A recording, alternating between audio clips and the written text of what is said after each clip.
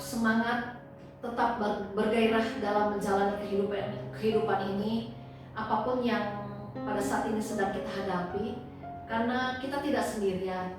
Ada Tuhan yang selalu menopang kehidupan saya dan saudara.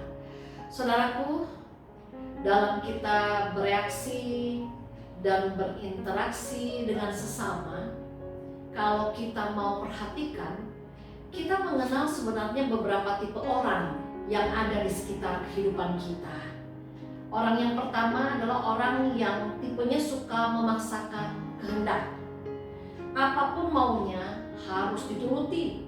Siapa yang tidak mengikuti maunya, maka dia akan memusuhi orang tersebut.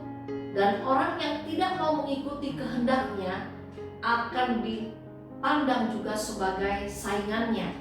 Itu tipe orang yang pertama. Lalu tipe orang yang kedua adalah tipe orang yang sangat penurut. Pokoknya idenya apapun, usulnya apapun yang dilontarkan, dia akan selalu mengatakan setuju. Kenapa demikian?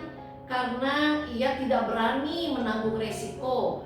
Mungkin juga dia malas, mungkin dia takut mengeluarkan pendapat. Oleh karena itu, dia menjadi pribadi, pokoknya saya mah setuju saja.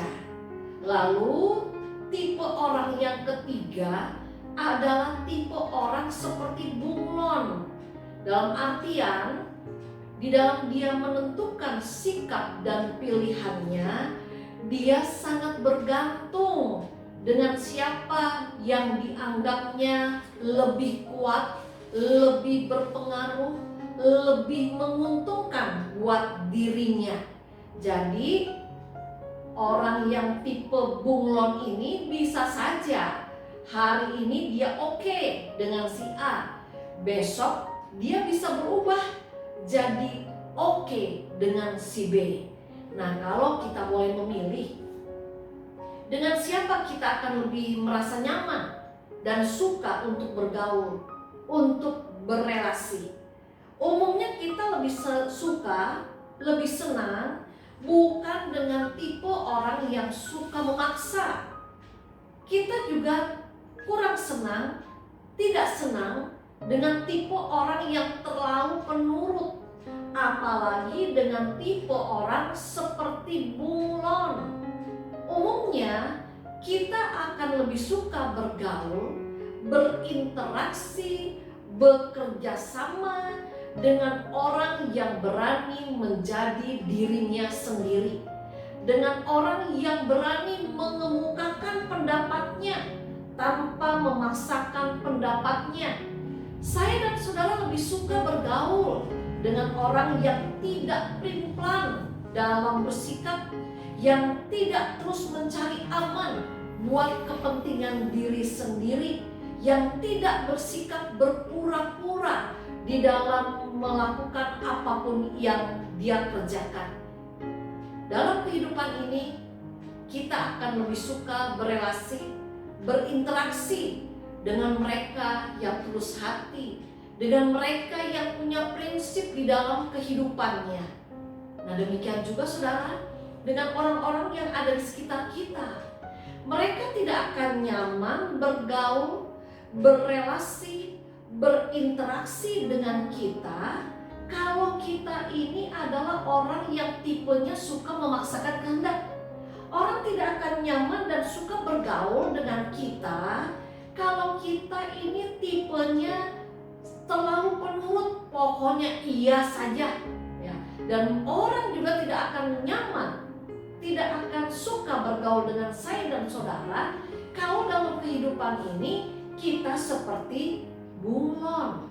Lantas, bagaimana agar kita menjadi pribadi yang dapat menyenangkan, yang dapat menjadi berkat dengan siapapun kita berelasi dan dengan siapapun kita berinteraksi?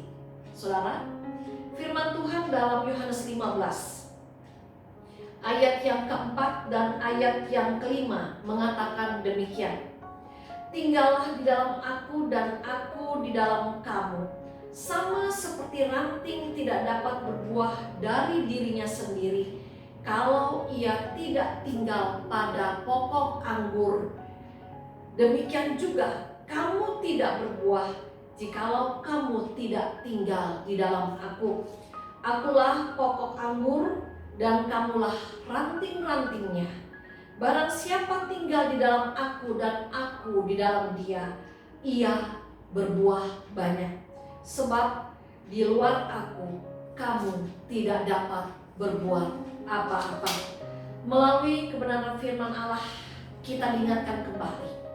Kalau kita ingin kehidupan kita menjadi berkat, kita diminta untuk mau terus memelihara, terus mau menjaga kedekatan dan kemelekatan kita dengan Allah. Jangan pernah kita mengabaikan persekutuan dengan Allah. Jangan pernah kita mengabaikan kehadiran Roh Kudus yang mau memimpin setiap langkah kehidupan kita. Dan dengan demikian kita akan dimampukan untuk menghasilkan buah persekutuan dengan Allah yang akan nampak dalam kehidupan kita secara pribadi, dalam kita berelasi, dalam kita berinteraksi, dalam kita bereaksi di dalam hubungan kita dengan siapapun juga. Saudaraku, kita akan menjadi pribadi yang menyenangkan, yang dapat menjadi berkat di dalam relasi, di dalam interaksi kita dengan orang lain, asalkan kita senantiasa mau menjadi pribadi yang senantiasa memelihara persekutuan dengan Allah sendiri. Dalam masa Advent pada saat ini, mari saya dan saudara kita belajar dari Tuhan Yesus yang di sepanjang kehidupannya dalam kemanusiaannya, Yesus selalu bersandar penuh pada Bapaknya. Dia selalu menuruti apa yang menjadi kehendak Bapaknya. Sehingga di sepanjang kehidupannya, Yesus banyak menjadi berkat bagi banyak orang yang ada di sekitarnya. Saudaraku, marilah kita menjalani masa Advent sementara kita menunggu kedatangannya yang kedua dengan sikap hidup yang mau tinggal di dalam Tuhan, yang mau terus menjaga kemelekatan dengan Tuhan, yang mau terus menjaga persekutuan dengan Tuhan, agar dengan demikian di sepanjang kehidupan kita dalam masa Advent ini, saya dan saudara senantiasa dimampukan untuk menjadi berkat dengan siapapun kita berelasi, dengan siapapun kita berinteraksi di sepanjang kehidupan kita. Biarlah Tuhan yang menolong, Tuhan yang akan memampukan saudara dan saya. Amin. Kita berdoa. Bapa yang ada di surga, mampukanlah kami untuk kami dapat menjaga kehidupan persekutuan kami dengan Engkau, sehingga dengan demikian kami akan menghasilkan buah persekutuan kami dengan Tuhan, sehingga dengan demikian di dalam kehidupan kami, dengan siapapun kami berinteraksi dan berelasi, kami boleh menjadi berkat bagi sesama kami. Di dalam nama Tuhan Yesus, pokok anggur yang benar, kami berdoa. Amin.